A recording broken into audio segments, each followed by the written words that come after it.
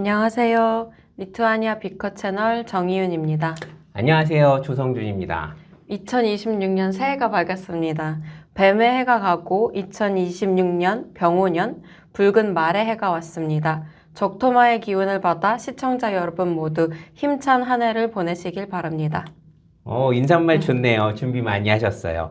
예, 정실무관님한테도 좋은 한 해 되시길 바라고 앞에 계신 또 유정인턴님한테도 좋은 한 해 되시길 바랍니다. 웃네. 지난해 우리 비커 채널에서 리투아니아의 역사, 신화, 음악, 술, 교회, 영상산업 등 다양한 이야기를 나누었죠. 2026년의 첫 번째 주제는 무엇인가요? 예, 실무관님께서 말띠의 이야기로 오프닝을 정말 참 잘 열어주셨어요. 사실 오늘은 동물과 관련된 이야기를 준비했거든요.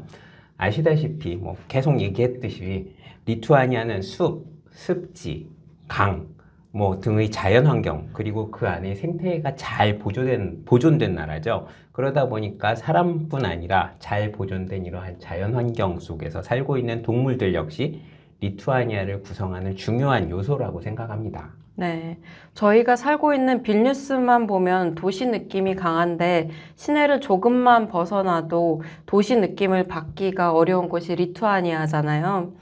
고속도로에서는 야생동물 주의 표지판을 흔하게 볼 수도 있고 또 동물들을 실제로 목격하는 경우도 종종 있다고 합니다.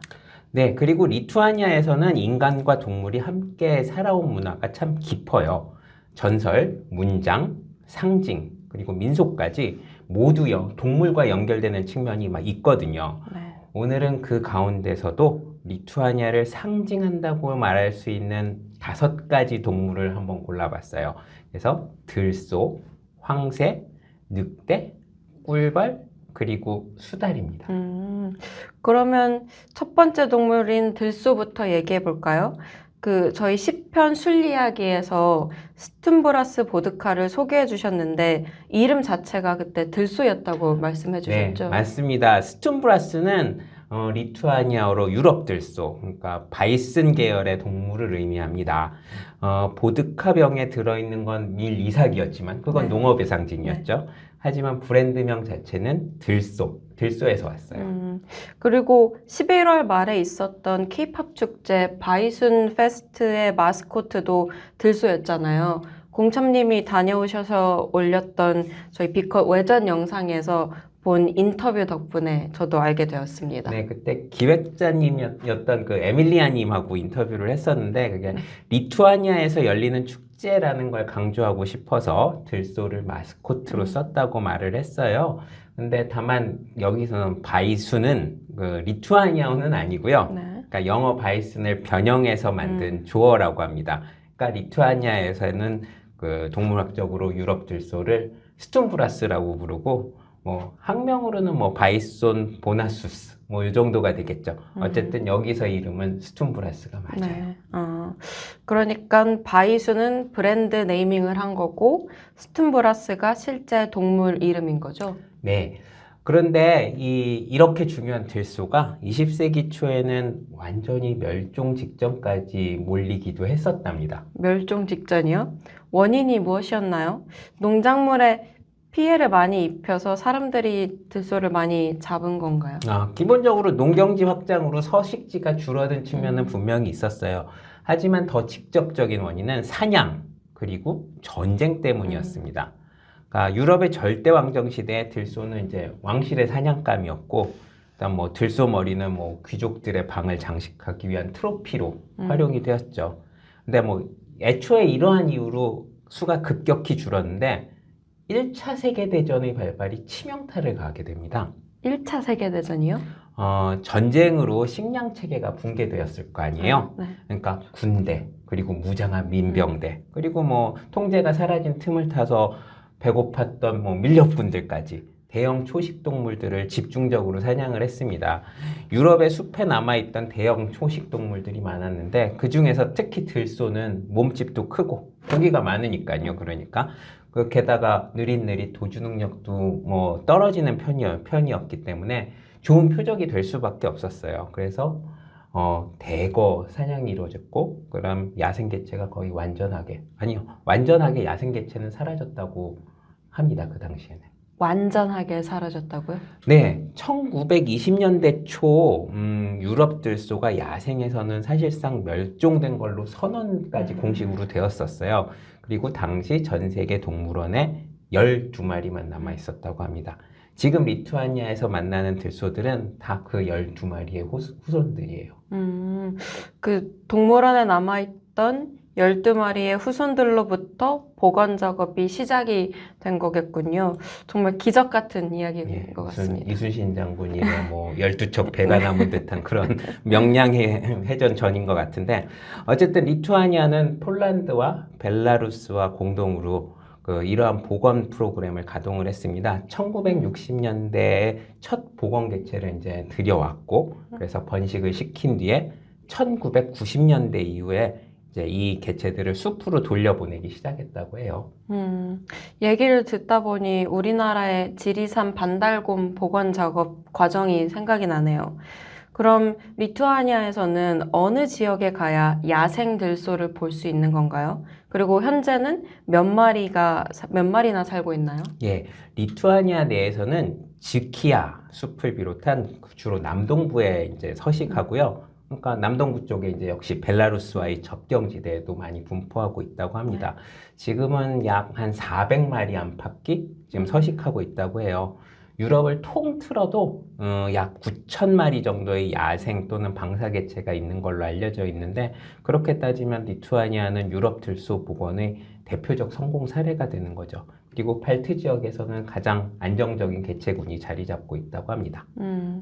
멸종 위기에 처했던 동물들이 복원되었다는 이런 이야기들은 들을 때마다 좀 감동인 것 같습니다. 특히 힘, 끈기, 야성을 상징하는 들소 복원의 사례는 리투아니아가 잃어버렸다가 다시 찾았던 정체성의 복원 과정과 닮았다는 생각도 들고요. 맞습니다. 그래서 들소를 첫 번째로 소개를 드렸습니다. 다음 동물은 황새네요. 황새는 리투아니아의 공식 국조라고 들었습니다. 네, 황새는 리투아니아를 이야기할 때 절대 빠지지 않는 존재죠. 리투아니아는 평평한 지역의 지형에 습지, 강, 늪이 잘 보존되어 있어서 황새가 번식하기에 최적의 환경을 갖추고 있어요. 그래서 황새는 리투아니아 전역에 고르게 넓게 분포하고 있습니다. 조금 지난 자료긴 한데 2009년에서 13년에 있었던 EU 환경부 조사에서는 리투아니아에만 약 22,000개의 황새 둥지가 확인이 되었다고 합니다. 그리고 또 다른 연구에서는 유럽 황새의 약 7%가 리투아니아에서 번식한다는 결과도 있었습니다. 그러니까 황새의 나라라는 표현이 괜히 나온 게 아닙니다. 황새 얘기를 하면 저는 이 앞에 앉아있는 이유정 인턴님이 만들었던 대사관 개관식 때 사용했던 이미지 자료가 생각이 나요. 한국을 상징하는 동물로는 요즘 세계적으로도 유명해진 민화풍의 호랑이를 넣었고, 리투아니아를 상징하는 동물로는 황새를 넣었잖아요. 아주 센스 만점이었습니다. 아유, 저도 전적으로 동의합니다. 네, 리투아니아 사람들에게는 황새는 행운의 새, 그리고 복의 상징으로 여겨지거든요. 그래서 1973년에 공식 국조로도 지정이 되어 있습니다. 근데 1973년이면 아직 소련 치하에 있을 때가 아닌가요? 민족의 상징을 지정하거나 사용하기에는 좀 어려운 시기였을 것 같은데요. 네, 바로 그 점이 좀 흥미로운 포인트인데요. 그 황새는 그 당시 이제 정치적 상징이라기보다는 자연보호, 뭐 전통 문화의 영역에 속했다고 해석이 됐어요. 그래서 학교, 언론, 환경단체가 함께한 뭐 대중 캠페인의 일환으로 자연스럽게, 그래서 국조 지정이 가능했다고 합니다. 민족주의가 아니라 자연이었기 때문에 가능했던 일이군요. 그런데 방금 전에 황새가 행운의 새라고 하셨죠? 네, 그 농경 문화에서 황새는 풍요와 행운의 상징이었어요. 특히 뭐 집 굴뚝위에 황새가 둥지를 틀면 그의 농사가 잘 된다고 믿었습니다. 그래서 주민들이 굴뚝이나 전봇대 위에 둥지 받침대, 뭐 지금 얘기는 황새 플랫폼이라고 하는 걸 설치해주는 문화가 또 생겼어요. 그래서 지금 아마 자료 화면에서도 나가고 있을 겁니다. 황새가 저렇게 높은 곳에 둥지를 짓는지는 몰랐습니다.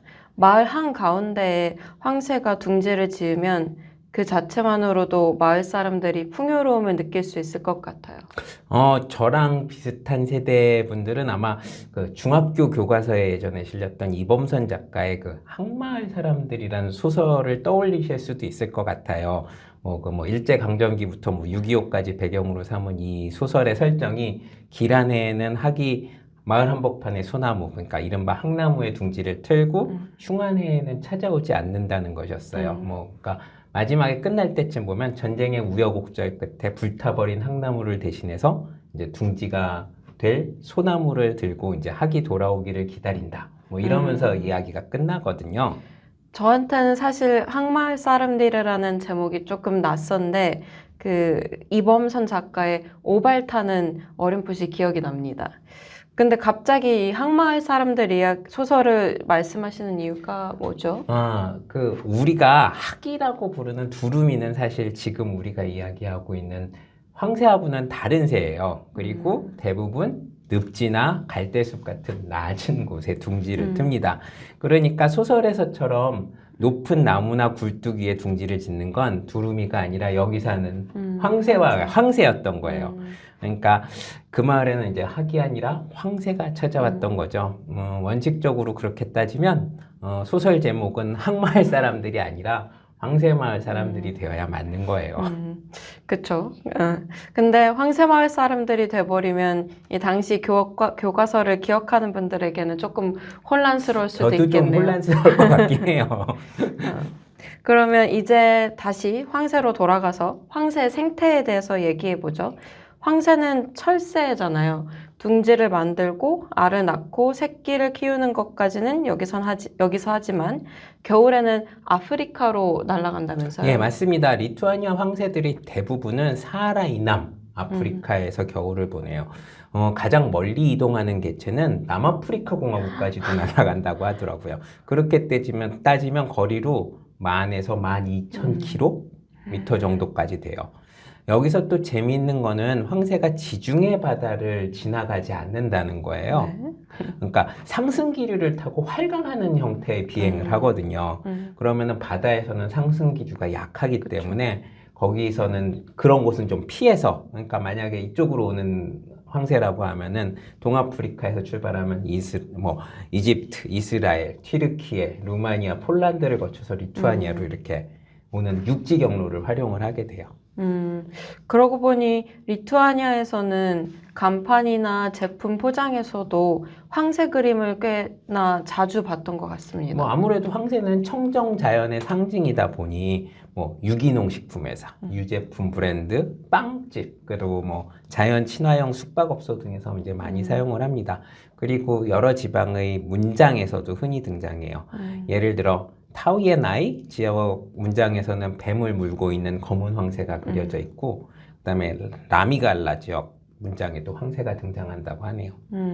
이제 보니 황새는 정말 하늘에서부터 리투아니아 전역을 지켜보고 있는 수호자 같은 느낌이고, 리투아니아인들에게는 굉장히 특별한 새일 것 특별하고 같습니다. 보편적인 새인 거죠. 네. 그러면 이제는 다음 동물로 넘어가 볼까요? 늑대네요. 리투아니아에서 늑대는 어떤 의미인가요? 이미 잘 알고 계시잖아요. 네, 그쵸? 늑대는 리투아니아 신화와 민속에서 매우 중요한 상징이었죠. 우리 빌뉴스 건설 신화에서 등장하는 철 늑대 얘기는 이미 벌써 1편, 그리고 12편에서도 2편이었군요. 2편하고 12편에서도 다뤘으니까 이번에는 간단히 넘어갈게요. 빌뉴스라는 도시를 탄생시킨 존재가 바로 늑대였다고 하는 내용이었었죠. 그렇다면 오늘은 좀 다른 면을 이야기해 보는 건 네, 어떨까요? 좀 생태 쪽으로 가볼게요. 늑대는 리투아니아 숲 생태계에서 핵심적입니다. 늑대가 있어야 사슴과 멧돼지 개체수가 조절이 되고, 그리고 숲이 건강하게 유지될 수 있어요. 포식자가 사라지면 초식동물이 급증하고, 초식동물이 급증하면은 어린 나무 순들이 다 고사하거나 습지가 또 훼손되는 그런 현상이 나타나기 때문이죠. 그건 미국 옐로우스톤 공원 사례가 떠오릅니다. 늑대가 사라지자 사슴이 너무 많아져서 강둑이 무너지고 생태계가 붕괴가 예, 됐었잖아요. 맞아요. 비슷한 원리가 그 리투아니아에서도 작동합니다. 그래서 늑대는 뭐 두려움의 대상이라기보다는 생태계의 균형을 지키는 관리자로 많이 받아들여지고 있어요. 그리고 또한 지혜, 인내, 강인함의 상징으로도 자주 표현이 되죠. 예를 들어서 빌류스 연구의 프로농구팀 리타스의 마스코트도 늑대고요. 뭐 그건 아마 빌류스 철력대 때문이겠죠. 근데 리투아니아 군에도 역시 빌카스라는 늑대 작전단이 있는데, 그러니까 여단이에요. 특수 작전을 담당하는 부대입니다. 늑대는 보통 매체에서 악한 존재로 많이 그려지는데 리투아니아에서만큼은 좀 다르군요. 그렇죠. 우리 뭐 아기 돼지 삼형제 네. 아니면은 빨간 모자, 빨간 모자 뭐 이런 서양 동화에서는 늑대가 악역으로 등장을 하지만 발트 지역에서는 늑대를 종종 영리하고 신비로운 존재, 그리고 때로는 사람을 인도하는 자연의 안내자로 그리고 있습니다. 어떤 전승에는 뭐 길을 잃은 사람을 늑대가 집까지 인도해줬다는 얘기도 있는 것 같아요. 신화 속의 영웅이자 실제 숲의 관리자이기도 한 거네요. 네, 맞습니다. 그래서 리투아니아에서 늑대는 단순한 야생동물이 아니라 숲의 질서를 세우는 존재로 인식되고 있습니다. 이번 편에서 각각의 동물과 이 나라가 맺고 있는 여러 이야기들을 살펴보니 리투아니아가 왜 자연과 함께 사는 나라라고 불리는지 조금은 잘 알 것 같습니다.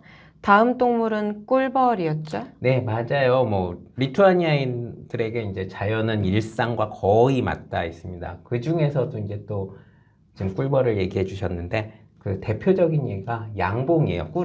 꿀벌을 기르는 거. 그러니까 농촌은 물론이고 도시 외곽에서도 소규모 벌통을 운영하는 가정이 꽤 많거든요.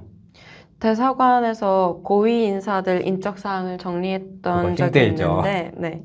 양봉을 취미로 가진 분들이 꽤 있더라고요. 리투아니아에서 양봉이 그렇게나 흔한 취미인가요? 네, 꽤 흔한 편입니다. 뭐 이곳에서는 양봉이 그 힐링 취미라기보다는 뭐 전통을 잇고 그 자연과 교감하는 생활 양식의 일환으로 받아들여지기 때문입니다.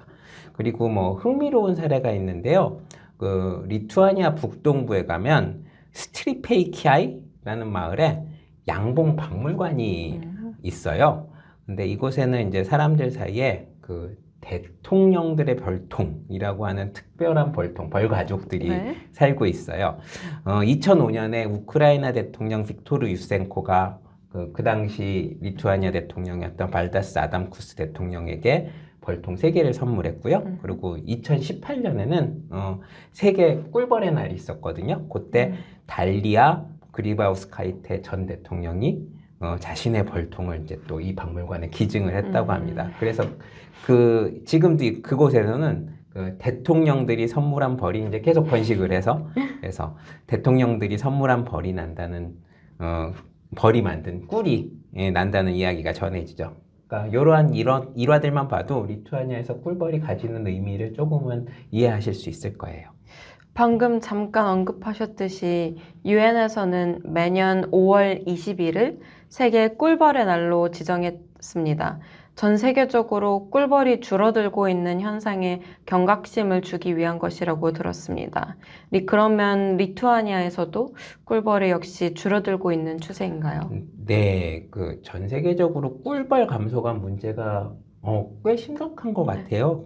특히 그 CCD라고 해서 콜로니 콜랩스 디스오더, 그러니까 군집 붕괴 현상이라고 우리 말로는 해야 될 것 같은데요. 그러니까 일벌들이 갑자기 사라지는 현상들이 있어요. 그래서 벌집이 이제 안 돌아가는 거죠. 그래서 이게 2000년대 중반부터 크게 이슈가 되었어요. 뭐 원인으로는 뭐 농약 사용, 그 다음에 기후 변화, 그 다음 기생충, 그 다음에 서식지 감소, 그 다음에 천적들, 뭐 이런 복합적인 요인이 이제 지목은 되고 있어요. 근데 흥미롭게도 리투아니아는 유럽 국가 중에서 이러한 그 CCD 현상이 잘 일어나지 않고 꿀벌 개체수가 비교적 안정적으로 유지되는 편입니다. 아마도 농약 사용이 제한이 되고 그 다음에 유채, 메밀, 보리수나무 등 그 꿀의 근원이 되는 밀원식품이라고 하죠. 밀원식품 식물들이 이제 풍부하고 그 다음에 자연환경이 잘 보존되어 있어서 꿀벌이 상대적으로 스트레스를 덜 받는 것 같아요. 그러고 보니 리투아니아 시골 쪽을 지나다 보면 유채꽃밭이 참 많았던 기억이 납니다. 유채꽃은 벌들이 좋아하는 꽃이라고 알고 있거든요. 네, 맞습니다. 그래서 리투아니아에서는 그 유채꿀이 또 주요 특산품이에요. 게다가 또 이제 꿀벌은 사실 단순히 꿀을 얻기 위해서 기르는 게 아니라 사실 농작물 수분, 그러니까는 꽃가루가 수술해서 암술로 옮겨갈 수 있게 하는데 거기서 가장 중요한 역할을 하는 거잖아요. 그래서 꿀벌이 얼마나 잘 번식하느냐는 리투아니아의 농업 생산량에도 큰 영향을 미치는 문제이기도 합니다. 이 꿀벌에 대한 이야기를 듣고 있다 보니 이 작은 꿀벌들이 리투아니아의 자연을 가꾸고 있다는 생각이 드네요. 그러니까 리투아니아의 자연이 건강하다는 거는 그 리투아니아의 꿀벌이 건강하다라는 뜻이기도 해요. 이 작은 곤충이 이제 우리 자연, 농업, 그리고 그 사이에 이제 균형을 유지하는 여기도 보이지 않는 관리자 역할을 하고 있는 셈인 거죠. 네. 지금까지는 꿀벌에 대해서 알아봤고, 다음은 수달이네요. 수달, 리투아니아에도 수달이 있나요? 네, 있습니다. 그 수달은 리투아니아의 강과 습지가 건강하다는 걸 보여주는 대표적 지표종이에요. 그러니까 특히 제일 긴 강 네무나스강, 그리고 우리 빌뉴스를 지나는 네리스강, 그리고 뭐 곳곳에 이제 1급 수하천들이 많은데 여기서 이제 수달이 발견이 됩니다. 수질이 깨끗하고 먹이가 풍부해야 살 수 있는 동물이니까 수달이 있다는 것 자체가 자연의 상태가 건강하다는 것을 보여주는 거죠. 수달 하면 귀여운 이미지가 강해서 실제로는 뭘 먹고 사는지 잘 모르는 분들도 근데 많더라고요. 그 수달은 기본적으로 육식 동물이에요. 혹시 보셨는지 모르는데 그 디즈니 애니메이션 주토피아 예, 그쵸. 거기 보면 그 착한 수달이 그 혈청을 맞고 뭐 육식 본능 때문에 막 흉포해지는 장면이 나오잖아요. 그게 실제 생태와도 연결되는 부분이에요. 수달은 보통 물고기, 개구리, 작은 갑각류, 그 다음에 때로는 뭐 조류도 잡아먹고요. 나는 놈? 작은 설치류도 이제 사냥을 해요. 그래서 먹이사슬의 꽤 상단에 있는 포식자이기도 하니까 수달이 있다는 거는 이제 그 밑에 생태가 잘 유지되고 있다는 뜻이기도 합니다. 제가 어디선가 한번 들은 적이 있는데 옛날 유럽에서는 수달 모피가 굉장히 귀했다면서요. 네, 수달 모피는 그러니까 특히 뛰어난 방수성하고 내구성 때문에 모자 여기 춥잖아요. 그러니까 그리고 외투 고급 재료, 고급 소재로 많이 쓰였습니다. 특히 뭐 겨울이 긴 러시아, 북유럽 지역에서는 뭐 프리미엄 모피 중에 하나였어요. 그리고 뭐 물론 다만 더 귀한 거는 이제 수달보다는 해달 모피였다고 해요. 해달털은 그러니까 바닷속에서 사니까 바다니까 더 힘들겠지만 해달털은 이제 동물 중에서도 그게 아주 촘촘하게 박혀 있어서 뭐 1제곱센티미터 안에 그 털이 수만 개가 나 있을 정도로 이렇게 빽빽하다고 해요. 그러니까 보온성과 방수성은 해달이 수달털보다는 뛰어나요. 그래서 이제 19세기 북태평양 모피무역에 이제 수달이든 해달이든 이런 모피무역이 되게 활성화되었었죠. 그래서 러시아가 해달 모피를 찾아서 동쪽으로 간 거군요. 예, 그런 얘기가 있죠. 맞습니다. 그 16에서 18세기 이제 러시아 제국이 이제 계속 동진을 하거든요. 그러니까 이게 사실상 모피 경제가 끌어갔다고 해도 과언이 아니라고 합니다. 그 해달 모피 확보를 위해 러시아 사냥꾼들과 탐험가들이 우랄 산맥을 넘고 그 다음에 시베리아를 지나서 캄차카, 오츠크해를 거쳐서 알래스카까지 진출합니다. 뭐 일부는 캘리포니아까지도 갔다는 얘기가 있어요. 근데 어쨌든 또한 이 과정에서 러시아 세력이 그 아무르강 유역으로 남하해서 그 기존 주민들을 몰아내고서 그 모피 자원을 확보하려고 했고, 그런 바람에 청나라 그리고 조선까지 반발을 하면서 충돌이 일어납니다. 이게 바로 우리가 교과서에서 배웠던 나선정벌인데, 그러니까 1652년서부터 58년 그 조선 효종임금 때 벌어진 일이에요. 이때 이제 우리 조선은 정예 포수들을 파견해서 러시아군과 교전을 했었죠.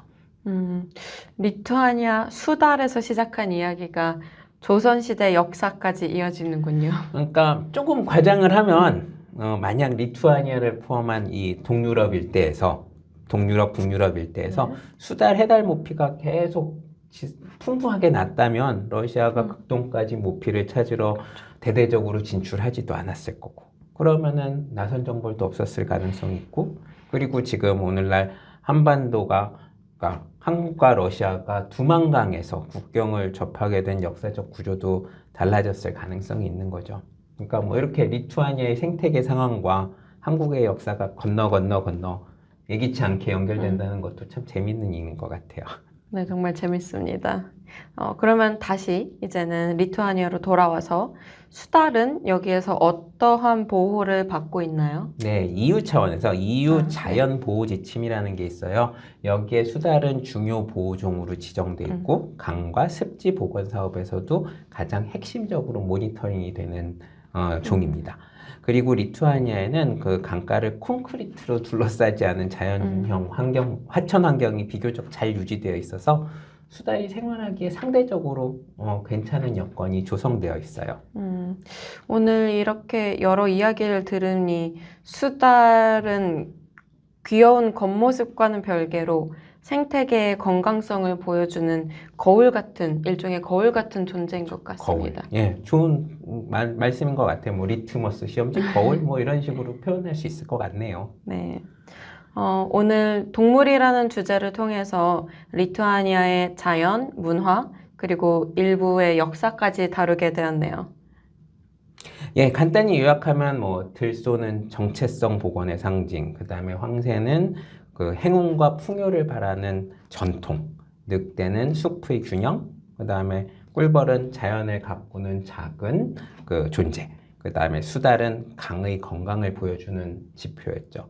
이와 같이 여러 각기 다른 동물들이 리투아니아라는 한 나라를 여러 방향에서 그러니까 유지하고 있다고 할까요? 네. 그러니까 여러 요소라고 생각이 들어요. 리투아니아 사람들이 자연과 함께 살아간다는 말이 오늘 여러 번 실감 났습니다. 오늘도 재밌고 유익한 이야기 감사드립니다. 다음 시간에도 새로운 리투아니아 이야기로 찾아뵙겠습니다. 구독과 좋아요 부탁드립니다. 감사합니다. 감사합니다.